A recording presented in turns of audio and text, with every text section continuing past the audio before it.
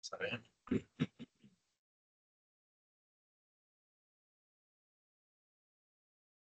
¿Estamos listos?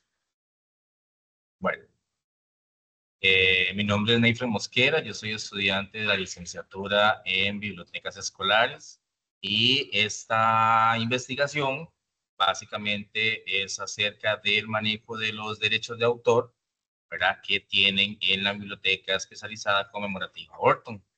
Ya anteriormente habíamos tenido un pequeño acercamiento en un curso, de lo cual la parte de por qué sea especializada ahí lo manejamos bastante, y creo que bueno, fue un acercamiento bastante increíble conocer toda la parte de operación, ¿verdad? Que tiene la biblioteca como tal, cómo se conforma. Bueno, cuando Marco y Fabiola nos comentaban acerca de elementos que tenían propiamente como la colección semilla y todo lo demás de la investigación. Entonces, básicamente esta eh, entrevista empieza por el adecuado manejo, por decirlo así, de lo que son los derechos de autor.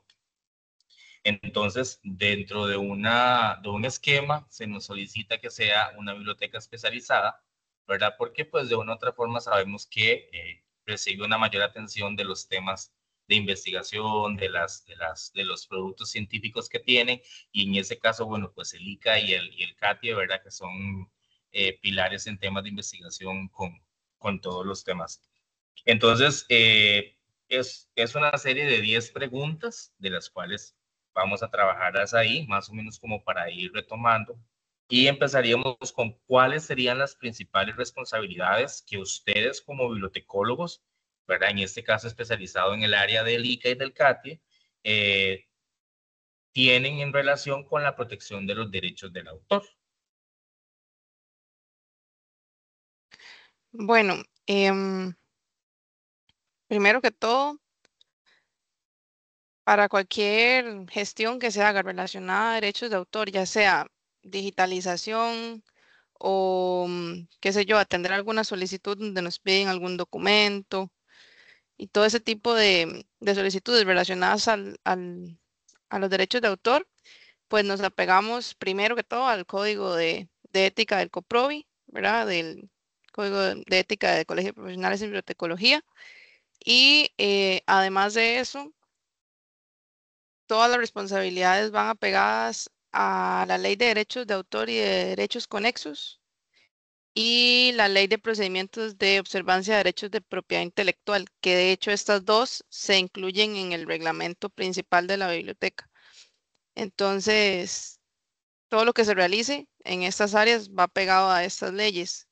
Y, por ejemplo, cuando nosotros realizamos búsquedas, siempre se le indica a la persona que si en el repositorio, que es una de las solicitudes que más recibimos, hay algún documento que está restringido, nosotros valoramos cada caso para poder compartir esa información. Si, por ejemplo, es un artículo que está en una revista y es de pago, en el repositorio solamente va a estar como la parte referencial de la obra y por eso mismo está restringido, ¿verdad? Para poder respetar los derechos de autoría. Según cada caso se valora si se puede compartir o no. Obviamente, si es un documento que está en Open Access, lo que se hace es que no se sube como tal disponible para que las personas lo descarguen, sino que se restringe y abajo hay una opción que dice URI enlace y lleva a la persona a que ya lo pueda descargar por su cuenta. Eso por ahí. También en la parte de digitalización solamente aplica a las obras o a los documentos que están en colección general. Y el envío es de 8 a 10 días hábiles, ¿verdad? Porque como sabemos lleva un proceso que a veces no podemos gestionar en el momento y dependiendo de la longitud del documento, pues lleva más tiempo, pero sí siempre se le deja claro a la persona que este proceso solo se realiza cuando hay fines educativos y que no aplica para documentos que no sean autoría de ICA o CATI o tesis que no tengamos autorización previa de las personas autoras, ¿verdad? Para evitar algún problema o algún conflicto de derechos de autor. sea, básicamente lo que hablamos es que, digamos, ustedes tienen la responsabilidad, primero, de como profesionales conocer las leyes, digamos, ¿verdad? Ujú, Cuando hablamos del COPRODI, pues involucra obviamente la parte legal, el manejo de los artículos, o sea, entonces básicamente de ahí seguían, bueno, seguían para lo que es el tema de la reproducción tanto digital como lo que es la parte física, ujú, porque no, uno sabe, ¿verdad? Que a veces por el tema educativo es mucho más rentable fotocopiar, qué sé yo, algún insumo, algún capítulo, sí, pero si el libro tiene 10 capítulos y el estudiante necesita 9.5 de los capítulos, básicamente es la reproducción total del libro. ujú. Pero obviamente en ese caso sí se restringe el uso como mencionabas anteriormente. Ante esas cuestiones, tanto Marco como Fabi, ¿cuáles son las medidas que implementan ustedes para garantizar el respeto propiamente? Digamos, que no se vea violentado, por ejemplo, como vos decías, o lo que yo mencionaba, digamos, ahorita como que yo digo, mira, si quiero que me digitalicen todo el artículo de fulanito de tal, ¿verdad? ¿Cómo cuidan ustedes esa, o cómo implementan eso? Perdón, vamos a ver. ¿Cómo garantizan ustedes que se respete esa propiedad intelectual del autor? Ujú. Bueno, para lo que es digitalización, se estipula desde el reglamento que únicamente se puede digitalizar un 20% máximo, que es lo que estipula la Ley de Derechos de Autor y Derechos Conexos y la Ley de Observancia de Propiedad Intelectual, porque em, antes de empezar algún proceso de digitalización, siempre preferimos explicar a la persona como, ok, nosotros podemos digitalizar hasta este punto para no infringir los derechos de autoría y que no, y que esta persona de antemano sepa por qué es que no podemos enviarle todo el documento, ¿verdad? Normalmente con Marco, siempre que atendemos solicitudes de digitalización, si nos dicen, ok, necesito este libro, nosotros enviamos la tabla de contenido y le decimos qué parte de este libro requiere. Y posteriormente, si la persona nos dice, ok, es este capítulo o son dos capítulos, ahí nosotros valoramos para poder respetar ese 20% máximo, ¿verdad? O sea, ya con eso sería como cerciorarse desde antes y explicar a la persona que no jamás le vamos a poder pasar todo el documento en totalidad. Claro, claro. No, y de esa forma también, pues la parte de se marca, uno dice, ¿verdad? A veces a los usuarios hay que marcarles la cancha desde un momento en el cual, uno a veces quisiera darles el libro completo y hasta Ujú, regalado, si pudiese, ¿verdad? Pero creo que siempre es importante, como usted dice, al menos el manejo de solicitudes, reciben muchos chicos, de muchas solicitudes, digamos, de avances, de digitalización, de lo que son reproducciones de los libros y demás, o sea, se podría decir que es uno de sus servicios de estrella.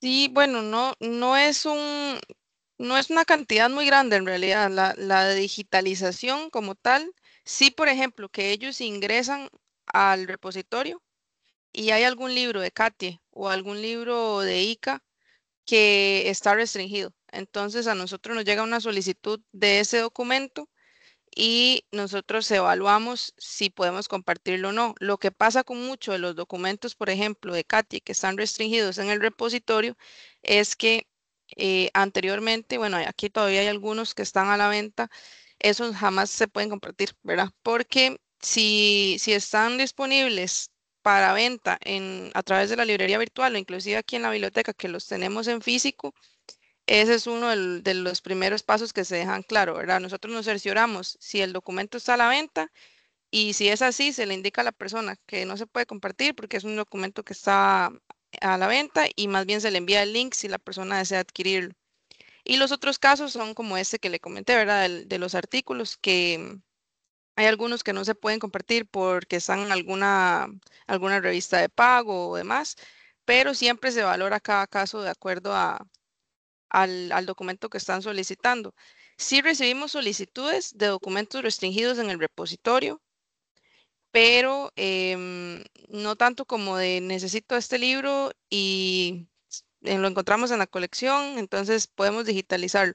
Nos pasó hace poco que un investigador necesitaba hacer, bueno, estaba haciendo como una investigación histórica y él requería varios documentos de la colección. En ese caso, nosotros sí digitalizamos porque eran documentos muy pequeños, eran como 4 páginas, entonces ni siquiera cubrían el 20% estipulado. Pero siempre nosotros nos basamos en el reglamento y en lo que dictan las leyes, ¿verdad? No es como que si alguien viene con una solicitud, se le hace toda la digitalización completa del documento. Perfecto. Y en ese caso, digamos, como por decirlo así, ¿qué desafíos podrían enfrentar ustedes para equilibrar, digamos, esa parte de que en lugar de que les, digamos, de que les estudien, bueno, ustedes básicamente son investigadores y estudiantes ya bastante avanzados en materia, ¿verdad? Eh, como la parte del acceso público, teniendo en cuenta no solamente, bueno, ahora que está, ¿verdad? Lo que es eh, eh, la ciencia abierta que le llama a uno, la nueva tendencia y también la propiedad, ¿verdad? Con la parte de los derechos de autor. ¿Cómo logran ustedes equilibrar esa parte?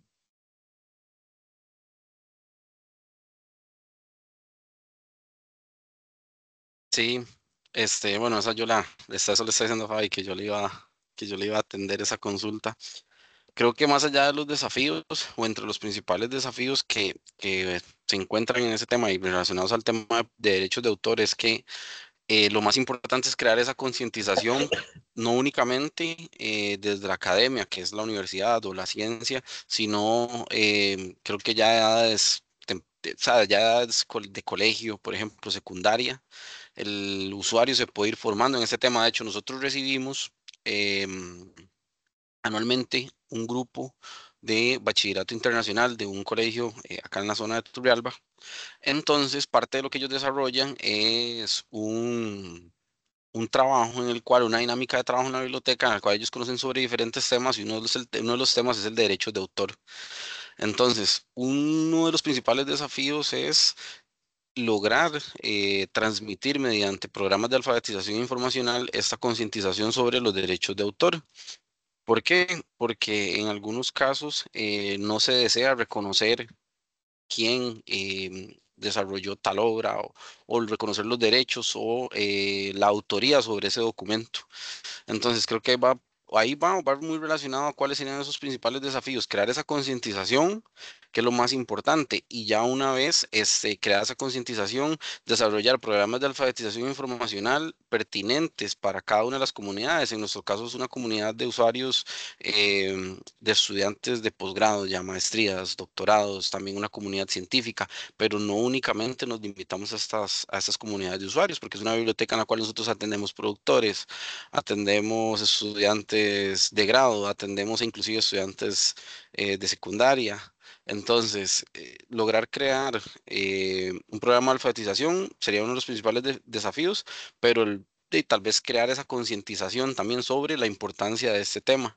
Y ahí viene una respuesta a la pregunta 5, que es cómo educan a los usuarios sobre la importancia y las limitaciones de los derechos de autor, porque es que va muy relacionada. De hecho, yo estaba leyendo ahorita las consultas, yo estoy viendo acá a este lado la grabación, pero también estoy leyendo las consultas y creo que es muy importante no únicamente cómo se educan, sino, como lo mencioné anteriormente, crear esa conciencia del usuario de que tiene que brindar respeto y que tiene que dar la autoría correcta a cada uno de los documentos.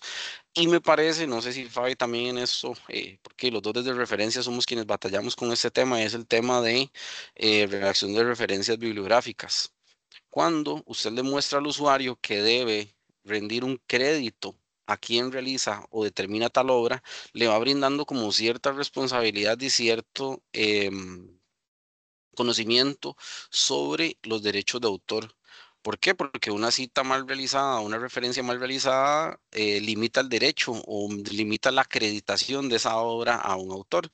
Entonces, parte de la educación o de la formación de usuarios que se realiza en la biblioteca sobre esa importancia y las limitaciones de los derechos de autor es el crear dentro de un programa de alfabetización, por ejemplo, diseñarlo con base en el uso de las normas, diseñarlo con base en las políticas actuales, diseñarlo con base en los códigos que se han decretado o los decretos que se han desarrollado recientemente, más en este tema de derechos de autor. Ahora, también enseñarle a diferenciar al usuario entre derechos de autor, la política como tal, y derechos de autor en temas académicos, porque si no se le limita hasta cierto punto y no se logra como que el usuario tenga o logre tener como esa amplitud en temas de información, o sea, que sepa, como me lo mencionamos al inicio, que sepa que puede digitalizar un documento, pero bueno, ¿cuánto porcentaje? Ahora, yo les hago una consulta a ustedes dos también, en tu caso, digamos, como profesional de información, ya Fabiola igual, como profesional graduada, yo les digo,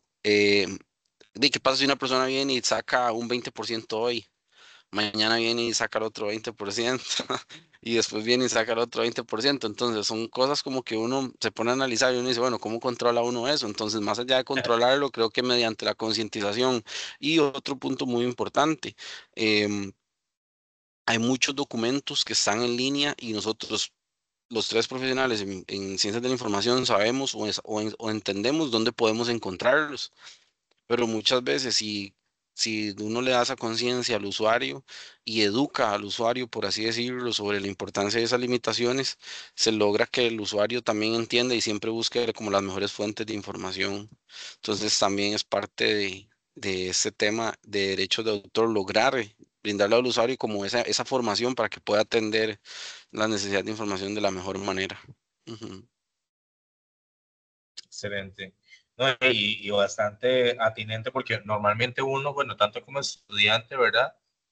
O como en cualquier área, y si usted se educa y logra entender cómo funciona, y a veces uno trata también como, lastimosamente, según uno dice, burlar el sistema, pero te das cuenta que al final vos logras saber, como usted decía, lograr, por ejemplo, con esos chicos de BI que logran entender poco a poco cómo funciona la ley de derechos de autor, ¿verdad? Y propiedad intelectual, porque al fin y al cabo, estamos hablando de algo legal, o sea, Ah, dentro de lo que cabe, si se muestra que, por ejemplo, en la documentación o la investigación que yo hice, cometí en ese caso a nivel académico plagio y todo lo que conlleva, estamos hablando de que me pueden pues, hacer un proceso legal, ¿verdad? Y todo lo que conlleva y demás.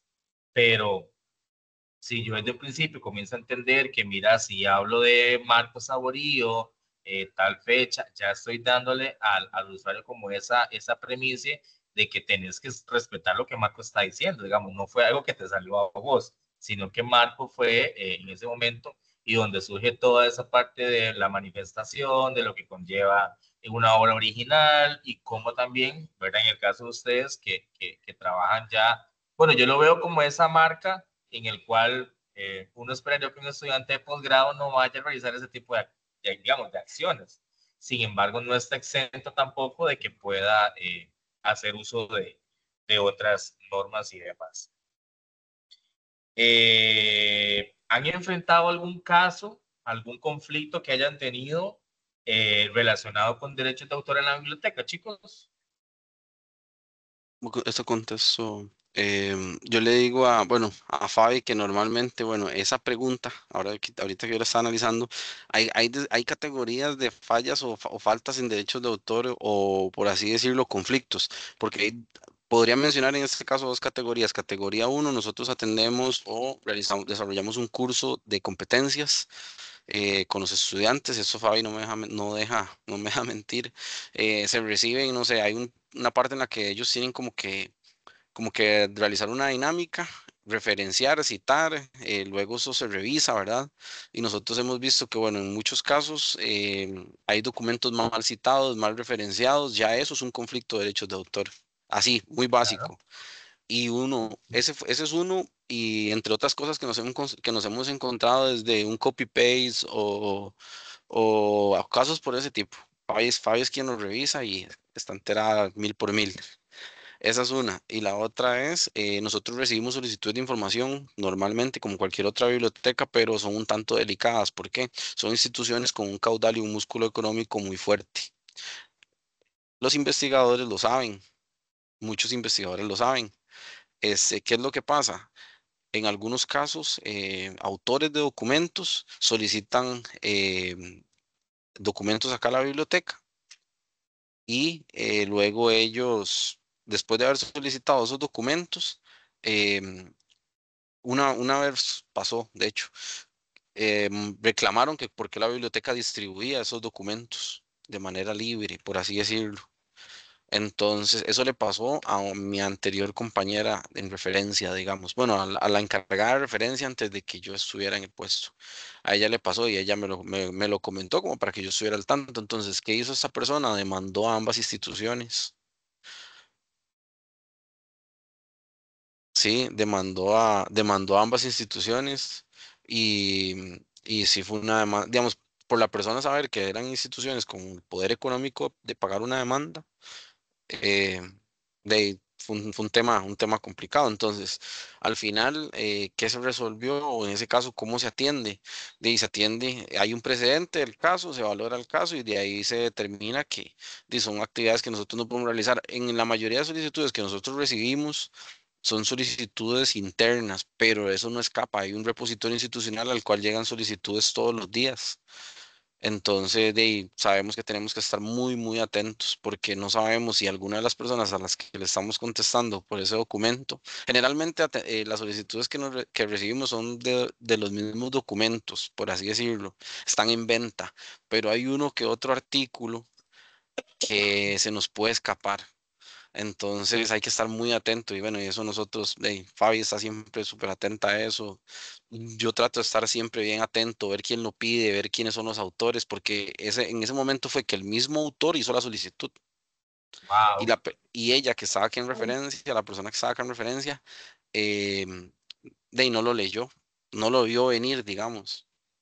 Entonces le envió el documento e inmediatamente ya la persona tenía pruebas de que la biblioteca distribuía el documento. Y en ese, bueno, ay, qué increíble, porque como uno dice, normal, uno se confía, ¿verdad? Y dice, ah, Sí, claro, no. por supuesto, aquí le mando el documento de una vez, Y súper pero, rápido para hacerlo lo más eficiente posible. que no se diga que no se atiende, ¿verdad?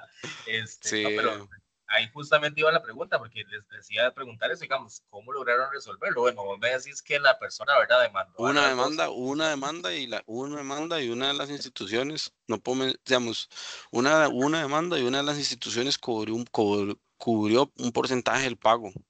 La otra parte del pago yo desconozco, al final eso no sé, ella no me lo comentó, pero sí me dijo que una de las instituciones cubrió parte del pago en un inicial y como que la otra parte, porque si era un pago alto, Sí, sí. sí. De la Todo sobre persona, el hecho, como quien dice. en ese caso, la persona lo que puede hacer es reclamar el costo de investigación, porque ese artículo lo vendían. Entonces, la persona reclama como costos de producción. Entonces, si un artículo a usted le costó realizarlo en tiempo, recursos, bueno, su tiempo, la investigación, sus horas profesionales, desplazamientos, toda la logística que conlleva la realización de esa investigación, la persona puede cobrar, de hecho. Sí, entonces es un buen detalle para tener Sí, una buena experiencia. Esa es una bonita experiencia como bibliotecólogo. sí, claro. Sí, porque Sí, digamos, como hablamos, no solamente uno piensa que se guinda en ese caso del 20%, sino que del envío del material que la persona le está solicitando, ¿verdad? sí, claro. Entonces, de una u otra forma, queda uno como entre la espada y la pared también. Claro. Ok, ahora desde su experiencia, chicos, ¿cómo creen que las bibliotecas pueden contribuir al desarrollo de las políticas públicas relacionadas con los derechos de autor? Porque hasta donde yo sé, digamos, estas leyes que hay ahorita de propiedad intelectual, de derechos conexos y todo lo demás, digamos, es una parte, pero propiamente hablamos de la totalidad legal, no solamente en materia intelectual de libros, no solamente en materia intelectual de, ¿verdad? Sino que hablamos hasta de textiles, de producción y todo lo que conlleva, pero carece actualmente incluso, insto al COPROVI a realizar como tal una política que muchas veces nos ayuda a nosotros como, ¿verdad? Como bibliotecólogos de este lado, manejar esa parte, porque no existe actualmente una política como tal. Ya respondí una parte, pero les toca a ustedes la otra.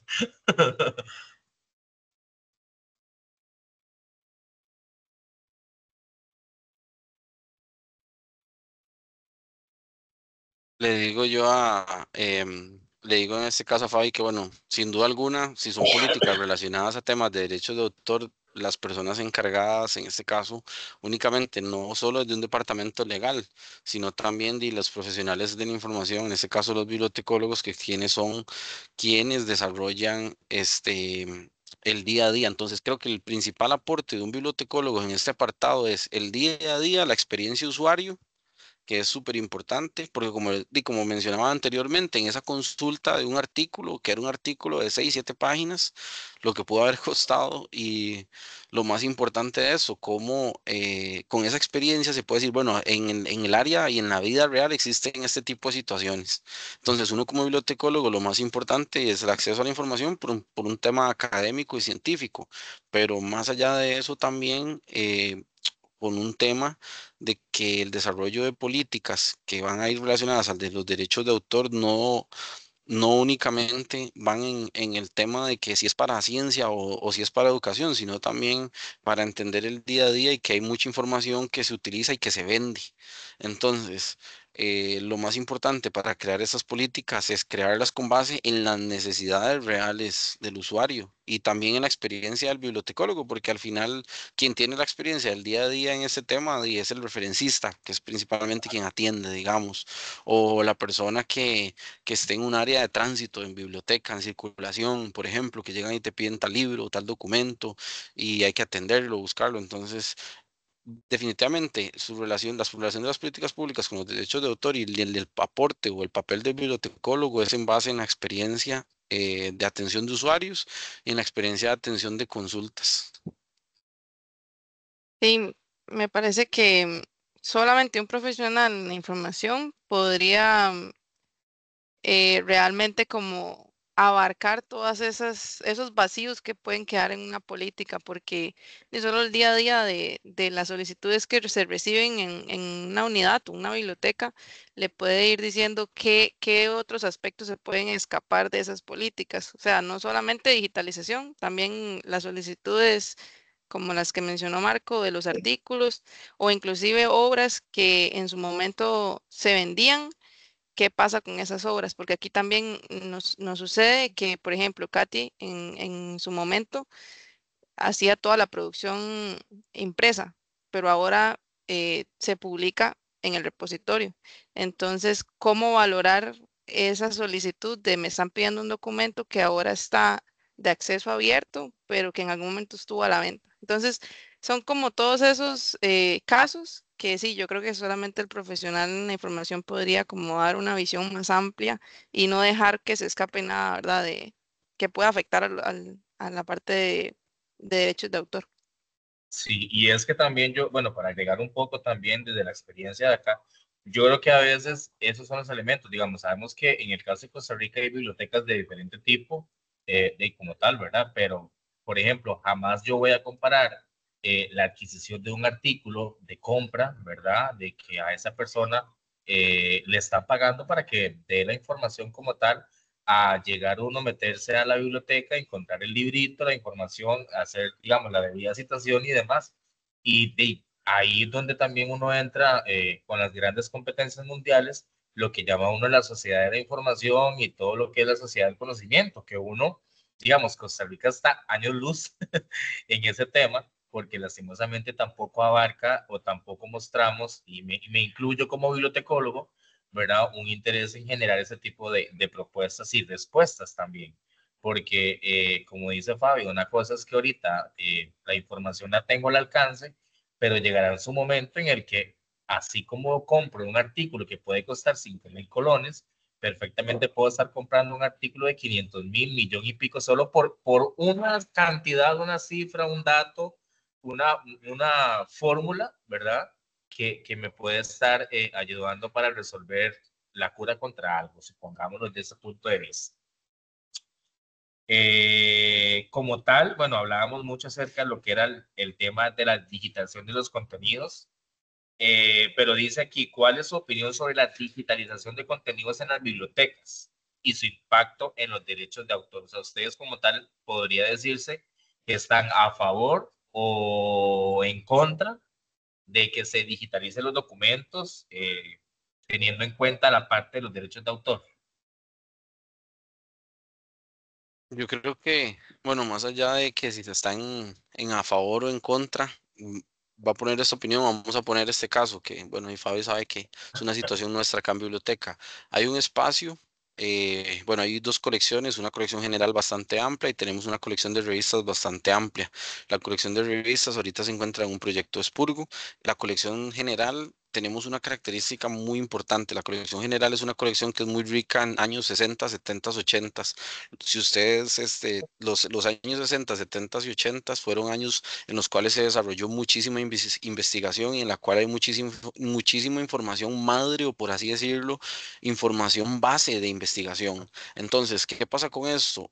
Este tipo de documentos que nosotros tenemos acá en colección, Fabi lo ha visto acá en referencia a nosotros. La gente solicita algunos documentos, no todos, y quien solicita información es información muy específica sobre temas muy específicos. Pero son documentos los cuales nosotros no podemos sacar de colección. ¿Qué pasa? Nosotros esos documentos quisiéramos digitalizarlos, quisiéramos tenerlos en un repositorio, en un espacio en el cual pudiéramos compartirlos dentro de nuestro catálogo y que la gente pueda descargarlos. No todos, pero sí algún porcentaje porque son documentos que se van dañando, los cuales también a veces consultamos y es si eso será importante tenerlos en formato impreso porque no los consultan. Entonces, si nos, digamos, en este caso, si usted me pregunta a mí cuál es la opinión sobre la digitalización, valoremos este caso. Queremos digitalizarlos. Primero, ¿qué equipo tenemos para digitalizarlos? Luego, eso es súper importante. O sea, ¿qué equipo tenemos para digitalizarlos? Luego, ¿qué podemos hacer con esto? ¿Dónde lo vamos a almacenar?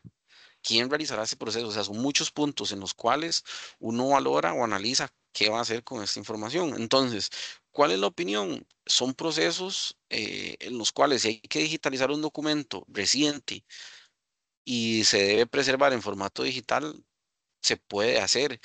Con este otro tipo de documentos, son documentos algunos de 100, 200 páginas, 300 páginas. ¿Qué equipo tenemos nosotros para digitalizar esos documentos de manera correcta?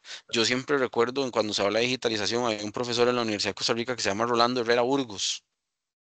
Creo que todavía él trabaja para Repsi, y él siempre nos mencionaba que los procesos de digitalización realizados de manera correcta, una cosa es que Fabi y yo escaneemos aquí en una fotocopiadora, Es también. pero los procesos de digitalización correctos y de verdad el libro se desmonta por completo y el libro inglés ingresa en un escáner en el cual con únicamente colocar la pasta, o sea, el libro completo, el mismo escáner lo va trabajando, va sacando hojas, metiendo las hojas, o sea, va sacando, acuerpando el libro, armándolo nuevamente. Entonces me explico, es un tanto delicado. Ahora, su relación directamente con el tema de derechos de autor, la información, si nosotros muchos de esos libros no los preservamos en cuestión de 15, 20 años, esos libros no van a existir.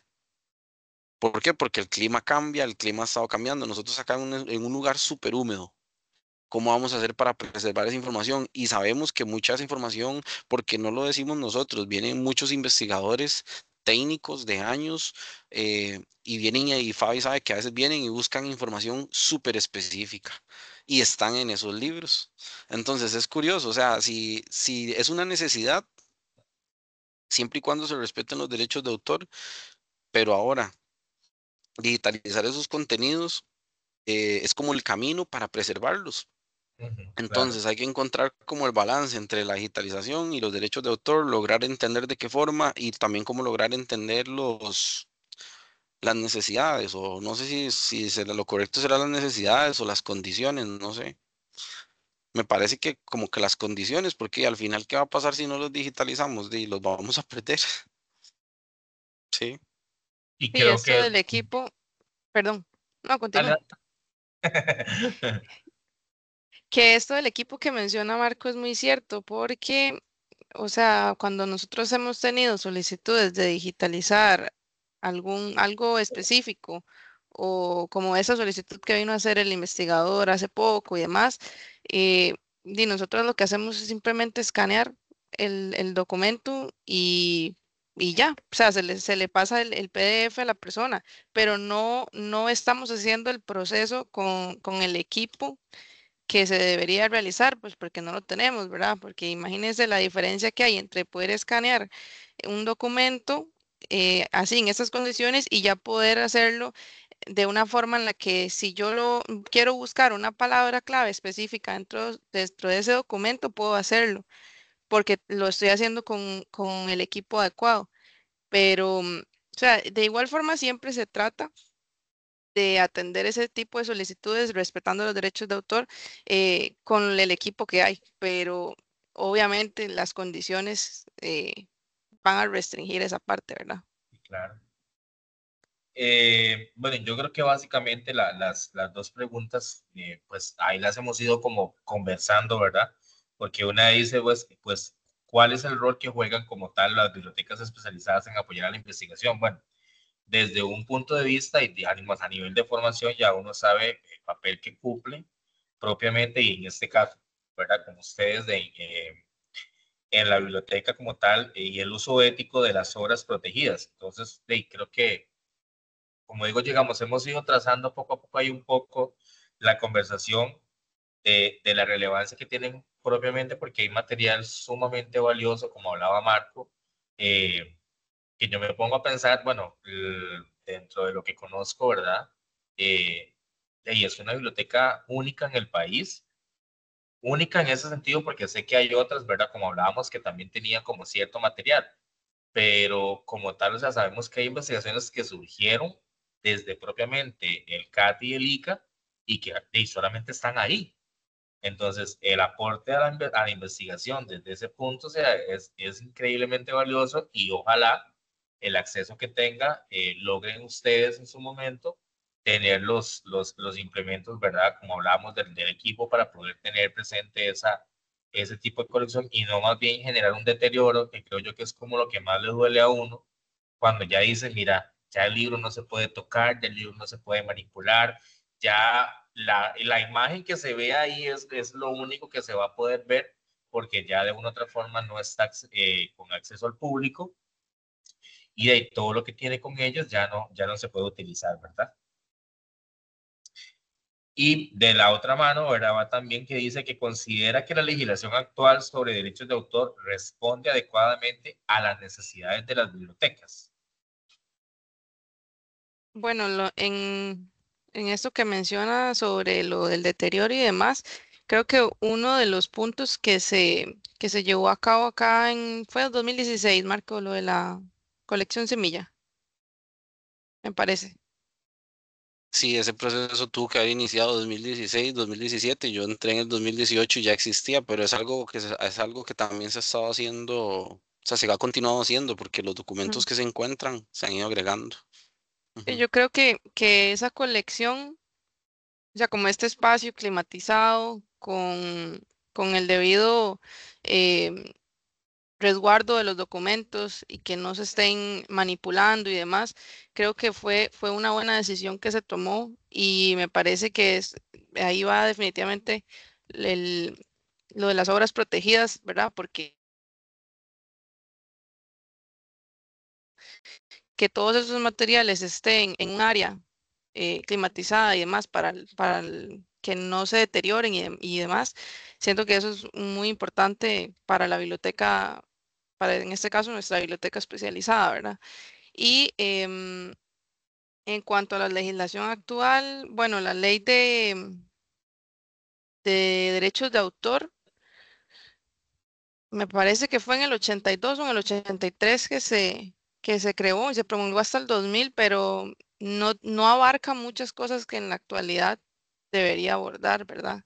Y por supuesto que se debería incluir a profesionales de la información para poder actualizar esa ley y que agregue materiales o que abarque temas como por ejemplo la ciencia abierta, la digitalización, en el caso de los artículos o obras que tienen un costo y todo esto para mí debería de ir ahí incluido e inclusive qué pasa, por ejemplo, cuando yo tengo un repositorio institucional pero ingreso y el documento está restringido. ¿Cómo puedo abordar esos casos? ¿Cómo puedo yo responder a la persona si está necesitando ese documento, ¿verdad? Entonces, todo eso para mí se debería incluir porque pues, la ley está, pero no incluye cosas que le permiten al profesional o en este caso nosotros como bibliotecólogos, saber qué hacer, ¿verdad? Porque obviamente nos basamos en estas leyes y en el código de ética y demás, pero así específico, todos los casos que podemos encontrar, pues no está. Entonces sí, a mi parecer sí debería haber una actualización. No, sí. Yo, digamos, como le digo, yo opino lo mismo desde el punto de vista en el cual, porque de ahí nos deja como, como hablábamos ahorita, entre la espada y la pared, de qué es lo que yo puedo hacer. Y recuerdo un caso particular en el que, por ejemplo, estábamos teniendo acceso mucho a literatura limonense como tal, ¿verdad? Entonces ahí hubo todo un dilema de que estaban poniendo los libros con un link para que pudieran ingresar y descargar el libro, ¿verdad? Y todo, entonces uno decía, de ahí, al fin y al cabo, se nos vino la editorial de la UCR, porque pues obviamente estábamos poniendo el libro al acceso de todos. Entonces, y yo creo que también va de la mano, por ejemplo, uno que ha escrito uno que otro artículo científico, el hecho desde que yo me involucro con la revista, ¿verdad? La revista en todo momento me marca cuáles son las pautas que lo que yo voy a cederle también al uso a la revista como tal y de que a fin de cuentas el artículo, si ya yo cedí los derechos totales, bueno, toda esa cuestión de las licencias y demás, que van de la mano, ¿verdad?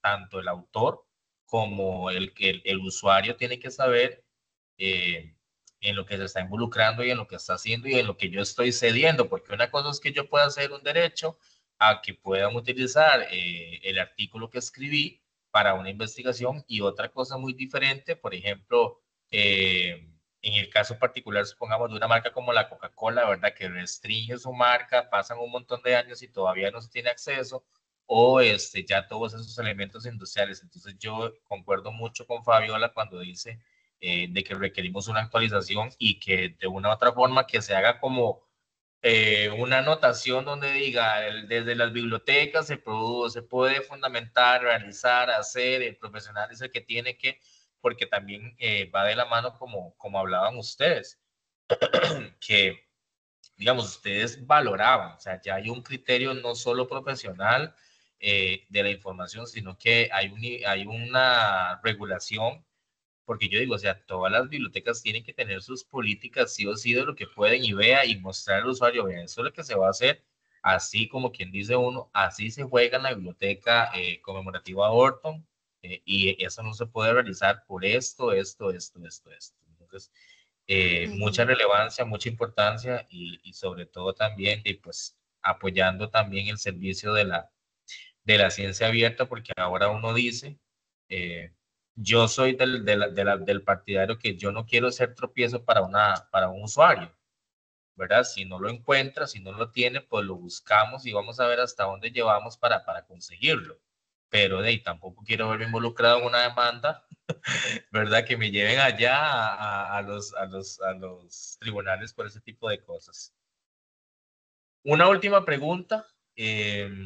Hablaban mucho acerca de políticas de ustedes. ¿Ustedes manejan un reglamento como tal, propiamente marca, ya sea ICA o CATIE, de esos elementos de la propiedad intelectual? La biblioteca, bueno, en el reglamento general de la biblioteca, que es, bueno, se llama Reglamento de Préstamo y Uso, hay un apartado Ok, de búsqueda y solicitud de material donde se especifica, em, bueno, tanto derechos de autor como digitalización de documentos.